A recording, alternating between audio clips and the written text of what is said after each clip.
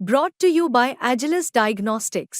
Health test की बात आती है तो मैं भरोसा करता हूँ India largest diagnostics company Agilus diagnostics. खुद को टेस्ट करते रहो। तो आदाब, नमस्कार, गुड इवनिंग, सत श्री अकाल। एक बार फिर आप तमाम लोगों का स्वागत है क्राइम तक की कहानी के इस एपिसोड में। उम्मीद है पूरी फैमिली अच्छी होगी, अपना और अपनों का ख्याल रख रही होगी।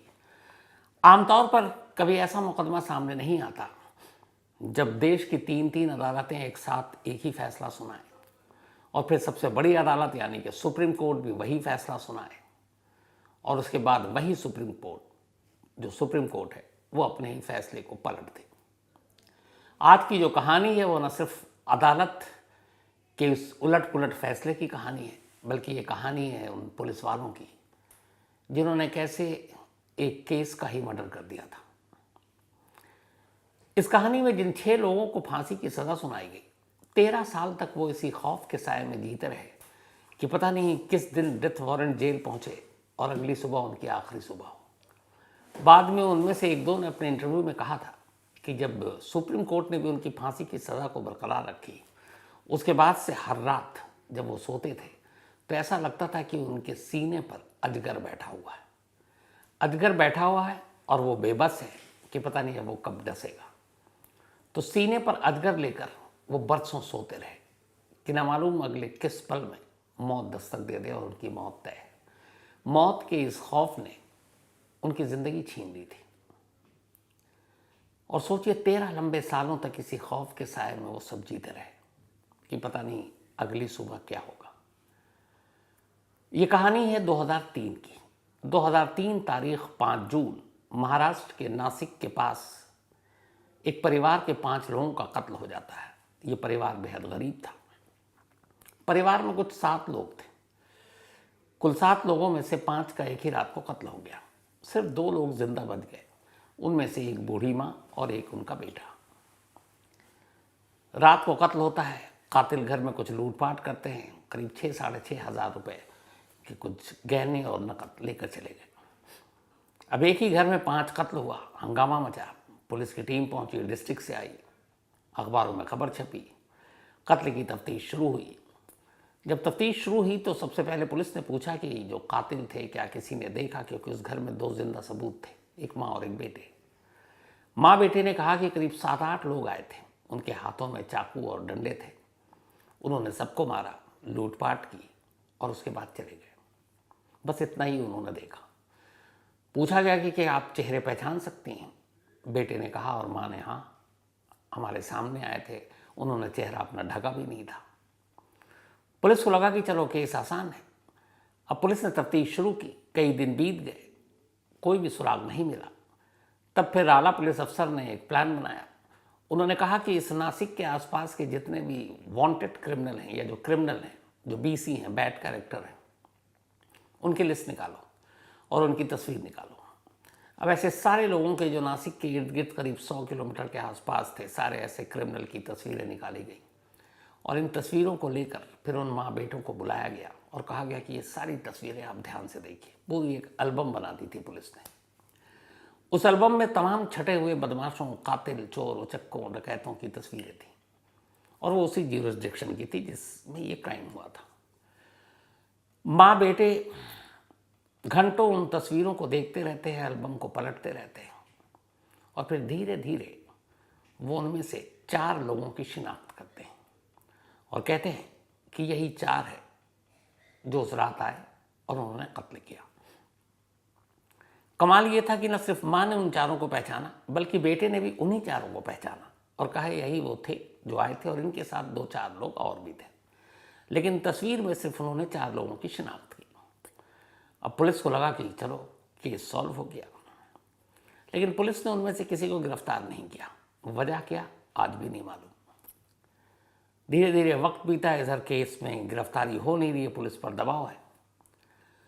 तभी करीब 10 दिन बाद अचानक एक रोज़ पुलिस मीडिया को बताती है कि उसने इन 5 लोगों के सामूहिक हत्याकांड के केस को सुलझा लिया है और इस सिलसिले में 6 लोगों को गिरफ्तार कर लिया है और यही 6 लोग थे जो उस रात उस घर में पहुंचे थे। 7 या 8 नहीं बल्कि 6 लोग थे। उन 6 के नाम थे अंबादास लक्ष्मण शिंदे, बापू अप्पा शिंदे, अंकुश मारुति शिंदे, राज्य अप्पा शिंदे, राजू महास शिंदे और सुरेश नागू शिंदे। इन सभी की उम्र 17 से 30 साल के दरमियान थी। अब पुलिस ने इन 6 लोगों को कहा कि हमने सुलझा दिया है।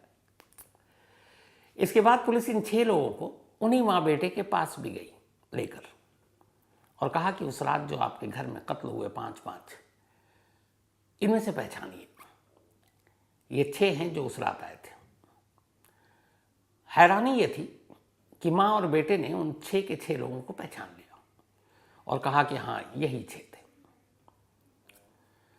अब चश्मदीद 2 ही थे जिंदा उस घर में जिनके सामने 5 कत्ल हुआ, और उन 2 लोगों ने शिनाख्त की जिन 6 लोगों को पुलिस पकड़ कर लाई थी, और फिर उन्होंने कहा यही थे।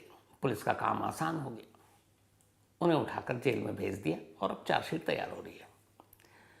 कमाल की बात यह थी कि जो पुलिस ने खुद अपना एल्बम तैयार किया था और जिनमें से 4 लोगों की शिनाख्त उन्हीं माँ बेटों ने कुछ दिन पहले किया था, और ये जो बाद में 6 पकड़े गए, इन 6 में से उन 4 में से कोई नहीं था। वो 4 अलग थे, ये 6 अलग थे।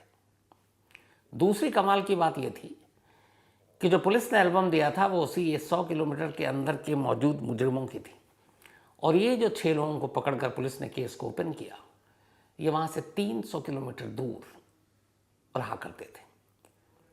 गरीब घराने के थे, अपना दिहाड़ी मजदूरी करके घर चलाते थे। तो 300 किलोमीटर दूर के 6 कातिल को पुलिस पकड़ती है और इस केस को सुलझाने का दावा करती है। और जो 4 शुरुआत में माँ बेटे ने कहा, अब उनकी कोई कहानी नहीं।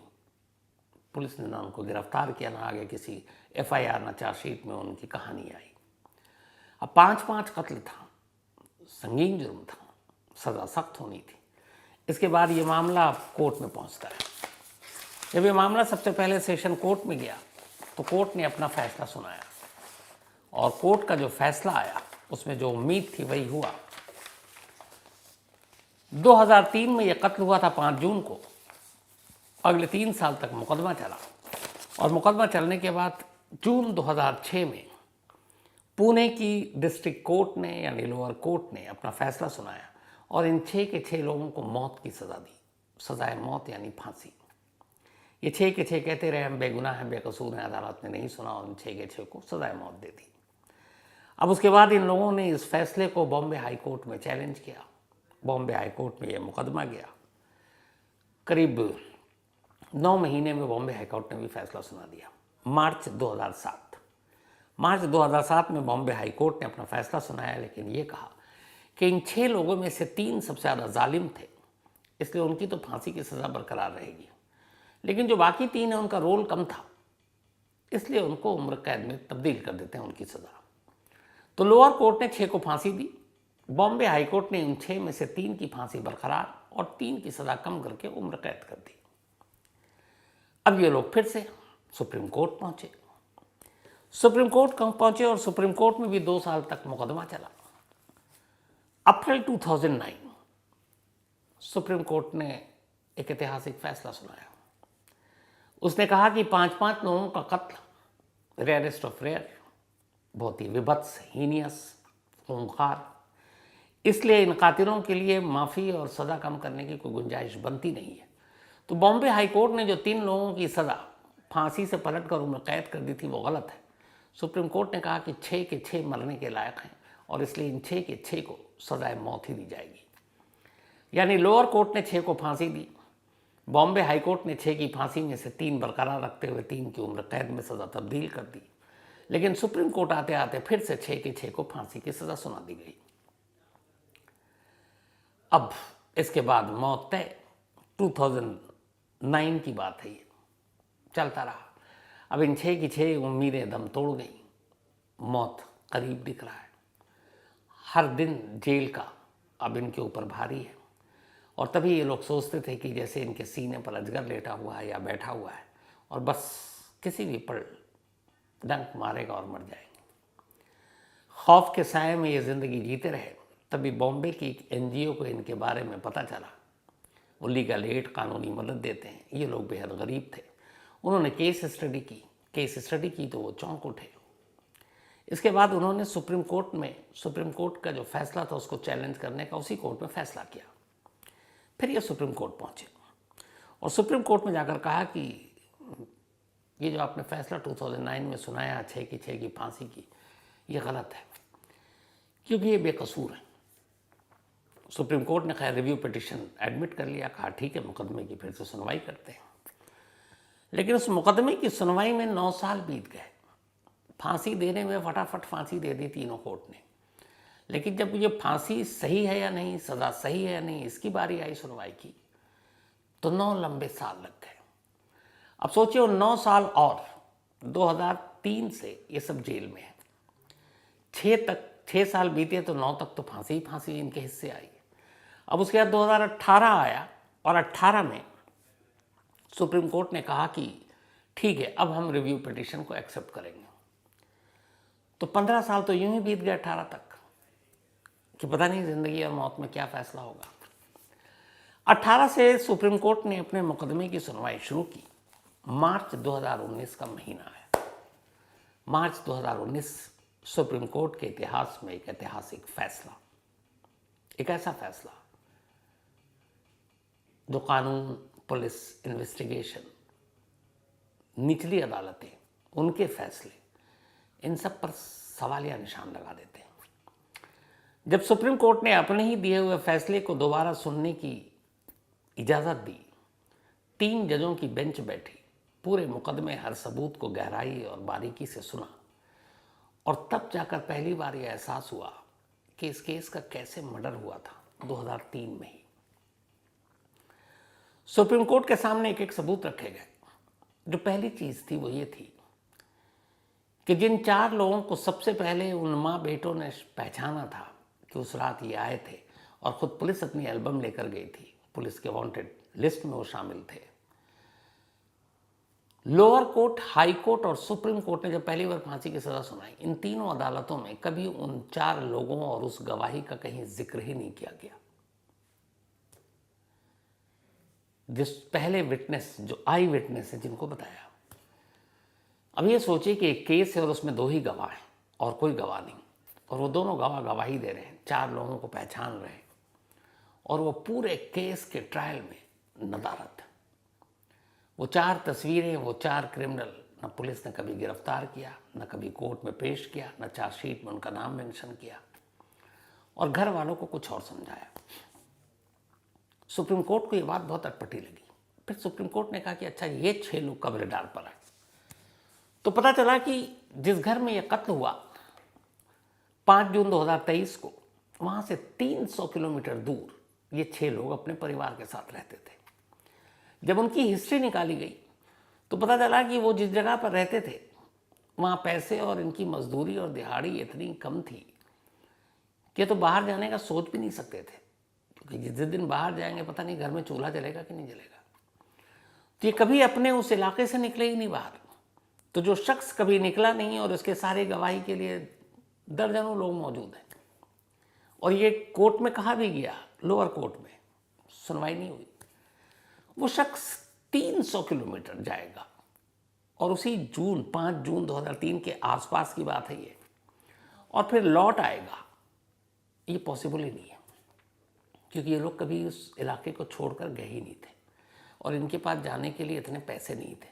300 किलोमीटर जाने के लिए आप या तो बस पकड़ोगे या ट्रेन पकड़ोगे, कैब और कार करके तो ये जा नहीं सकते। तो अदालत को ये लगा कि जब कत्ल हुआ सब ये गांव में थे। तीसरी चीज़, जब पुलिस और माँ और बेटे ने गवाही दी कि कुछ सोने की चीज़ें थी और कुछ पैसे थे, वो ले गए थे, और कुछ और घर की चीज़ें थी, निशानी थी। पुलिस ने चोरी या लूट गई एक अदद भी चीज़ इन 6 के पास से बरामद नहीं किया। बस इनको उठाया, अंदर डाला, फैमिली को बुलाया और कहा कि यही है। तो अगर वही थे तो कोई चीज़ तो बरामदगी आपको दिखाना पड़ता था कि केस कनेक्ट करते, वो था ही नहीं। फिर पता चला कि जब माँ और बेटे से पूछा गया कि आपने इन 6 लोगों की शिनाख्त कैसे की, और इन 6 की तो उन 4 की आपने गलत किया, उन 4 की आपने गलत की, तो इन 6 की सही थी, मामला क्या था? उन्होंने कहा अंधेरा था, लेकिन वो 4 सूरतें हमें अच्छी तरीके से याद है कि वही थे शायद। तो बोला कि फिर इन 6 को कैसे पहचाना? उन्होंने कहा कि पुलिस वाले ने आके हमें कहा कि तुम्हारा असली कातिल मिल गया, हमने ढूंढ लिया। तो जब पुलिस वाले इतने भरोसे से कह रहे थे, इतने विश्वास यकीन से कह रहे थे, तो हमें लगा यही है। और वैसे भी जब घर में इतनी मौतें हों, इतनी दहशत और खौफ में हों, तो कहाँ एक एक चीज़, उसकी आंखों का रंग क्या है, नाक का कट क्या है, चेहरा कैसा है, बाल किस कलर के हैं, चेहरा गोल है, लंबा है, कौन याद रखता है? क्योंकि हम खुद ही डरे हुए हैं कि हमें ना मार डाले। तो जब माँ बाप का ये, बल्कि माँ और बेटे का ये बयान आया कि जब पुलिस ने कहा कि यही है, तो हमने भरोसा कर लिया, बट हमने उनका चेहरा नहीं देखा। जब एक एक कर ये सारी चीज़ें 2018 से 19 तक सुप्रीम कोर्ट के सामने रखी गई, फिर उन पुलिस वालों को बुलाया गया, अब उनको ग्रिल किया गया। पता चला उन्होंने सिर्फ सुलझाने के लिए केस सुलझा दिया, लेकिन उसके बावजूद ये राज रहा कि जिस एल्बम में आपने 4 लोगों की तस्वीरें दिखाकर उनसे शिनाख्त करवा ली, उनको पकड़ने में क्या प्रॉब्लम थी, क्यों नहीं पकड़ा, कभी नहीं पकड़ा। तो जब ये सारी चीज़ें आई तो सुप्रीम कोर्ट ने कहा कि अदालत से बहुत बड़ी गलती हुई है। 6 बेकसूर लोगों को करीब 16 साल तक मौत के आहट के बीच जेल की सलाखों के पीछे रखा गया और हर दिन उनके लिए मौत से बदतर थी। इनके साथ नाइंसाफ़ी हुई, जुल्म, और ये सब कुछ पुलिस की वजह से हुआ। तो अदालत और तो कुछ नहीं कर सकती, पर इन सबको रिहा ज़रूर कर सकती है, क्योंकि यही इंसाफ होगा। मार्च 2019 में सुप्रीम कोर्ट ने अपने ही 1 साल पहले को पलटते हुए, जिसमें इन 6 को फांसी की सज़ा दी थी, 6 के 6 लोगों को बरी कर दिया। न सिर्फ बरी किया, बल्कि महाराष्ट्र गवर्नमेंट से कहा कि इन सबको आप 5-5 लाख रुपए मुआवजा देंगे, और इन सबको जब तक इनकी ज़िंदगी अब ढर्रे पर ना आ जाए, क्योंकि ये 16 साल तक जेल में रहे, इन 16 सालों में ज़िंदगी, दुनिया, सब कुछ बदल गया है, इन्हें पता नहीं इनकी नौकरी चली गई, परिवार का क्या हाल होगा। तो जब तक इन्हें कोई अच्छा नौकरी न मिले, रोज़गार न मिले, ज़िंदगी का सहारा न मिले, 2600 रुपये महीना आप इनको भत्ता देंगे, 6 के 6 को अलग अलग, ताकि उन 2600 रुपये से ये अपनी ज़िंदगी की गाड़ी को आगे बढ़ा सकें। तो 2600 रुपये महीना खर्चा और 5 लाख रुपए एक मुश्त 6 को महाराष्ट्र सरकार को देने का हुक्म दिया। पैसे अलग चीज़ थी, ज़िंदगी लौट आई, 6 वापस 16 साल बाद घर पहुंचते हैं। अब यहाँ एक नई जद्दोजहद शुरू होती है। इनके पीछे में कई के माँ बाप गुजर गए, बच्चे बड़े हो गए, घर जला दिए गए थे, कई तो टिन के शेड में रह रहे थे। कोई इनके करीब नहीं आता, क्योंकि एक ठप्पा लगा था, ये कातिल के बच्चे हैं, ये कातिल की पत्नी है, ये कातिल के माँ बाप हैं। कोई उन्हें नौकरी नहीं देता, कोई उन्हें दिहाड़ी काम नहीं देता, बस जिंदा रहने के लिए जी रहे थे। वापस आते हैं ये लोग, बड़ी मुश्किल से फिर से अपनी ज़िंदगी को दोबारा शुरू करते हैं। इनमें 2 सगे भाई भी थे, और अब धीरे धीरे कुछ अच्छे लोग भी हैं हमारी दुनिया में, कुछ NGOs भी हैं, वो इनकी ज़िंदगी को वापस पटरी पर लाने में इनकी मदद करते हैं। और अब ये सभी अपने परिवार के साथ एक नई ज़िंदगी जी रहे हैं। लेकिन इस कहानी का दूसरा पहलू ये है कि 5 जून 2003 को जो 5 लोगों का कत्ल हुआ था, उसका असली कातिल आज भी आज़ाद है, कहीं है, और बहुत मुमकिन है कि पुलिस और कानून पर दूर बैठा कहीं हंस रहा होगा कि ये हमारा कानून, ये हमारी पुलिस।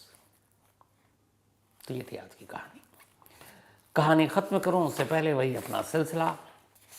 आज जो पूनम कौर, इनका बर्थडे है, तो हैप्पी बर्थडे। बल्कि कल है इनका, कल कहानी होती नहीं है, तो पूनम जी एडवांस में हैप्पी बर्थडे। आप हमेशा अच्छी रहें, खुश रहें। और प्रदीप सिंह जी हैं, ये हस्बैंड ने पूनम जी के, और बहुत प्यार करते हैं, इसलिए मैं बताता हूँ यहाँ बैठे हुए भी कि प्रदीप जी कितना प्यार करते हैं पूनम जी से। 20-25 दिन पहले से आपने मेल भेजना शुरू किया था प्रदीप जी कि आपकी वाइफ का बर्थडे है, और आपने लगातार मेल भेजा। आज भी आपने एक मेल भेजा, तो इससे अंदाज़ा हो जाता है कि आप अपनी पत्नी से कितना प्रेम करते हैं। आप दोनों की ये प्यार हमेशा सलामत रहे, जोड़ी सलामत रहे, यही मेरी दुआ है। एंड हैप्पी बर्थडे पूनम जी। साथ ही फैज़ान खान का भी आज बर्थडे है, तो हैप्पी बर्थडे फैज़ान। ये अमित पांडे ने भेजा है। जानवी, इनका भी आज जन्मदिन, तो हैप्पी बर्थडे जानवी। सुष्मिता जी ने भेजा है। अरुण कांत का भी आज बर्थडे है, तो हैप्पी बर्थडे अरुण। और ये प्रमांशु जी ने भेजा है। फातिमा खातून का भी बर्थडे है, तो हैप्पी बर्थडे फातिमा, और ये भेजा राशिद खान ने है। साथ ही अंजलि चौहान, इनका भी बर्थडे है, तो हैप्पी बर्थडे अंजलि, और ये भेजा अनिरुद्ध ठाकुर ने है। साथ ही Manoj Lukhar ji, thank you so much Manoj भाई, आपका मेल आया।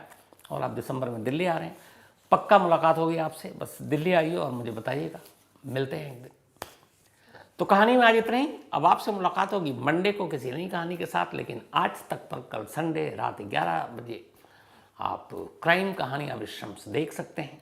और इसके अलावा एक ज़रूरी बात और, 22, 23, 24 नवंबर major Dhyanchand stadium India gate पर है और साहित्य आज तक का मेला वहाँ लग रहा है। तमाम अलग अलग फील्ड की हस्तियाँ, चाहे वो सूफियाना हो, चाहे गज़ल हो, मुशायरा हो, कवि सम्मेलन हो, साहित्य हो, लिटरेचर हो, आर्ट हो, सिंगर हो, सभी वहाँ इकट्ठे होंगे। और मैं खुद वहाँ 3 दिन रहूँगा, क्योंकि 3 मुशायरा है इस बार। पहले दिन नौजवानों का, दूसरे दिन ख्वातीनों का, तीसरे दिन ग्रैंड मुशायरा। तो वहाँ मुशायरे में भी रहूँगा और 3 दिन वहाँ रहूँगा। तो क्राइम तक फैमिली मेम्बर जितने भी दिल्ली में हैं, आसपास हैं, आप आइए, हर साल की तरह वहाँ मुलाकात होगी। तो साहित्य आज तक में ज़रूर आइएगा, मुलाकात करेंगे, हम लोग गप्पे मारेंगे। तो कहानी में इतना ही आज। अब आपसे मुलाकात होगी मंडे रात 9 बजे किसी नई कहानी के साथ। तब तक अपना और अपनों का ख्याल रखिएगा। Thank you very much.